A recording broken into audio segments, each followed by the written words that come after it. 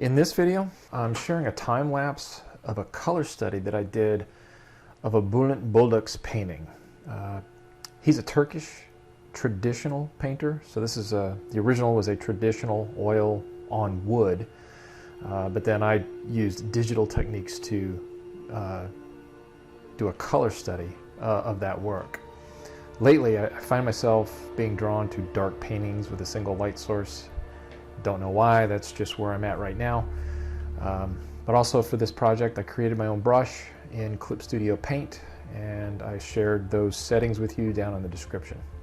You can download the brush from Git Hub. Also, I added some appropriate music for the setting of the painting. I hope you enjoy it. If you have any questions, please let me know in the comments below.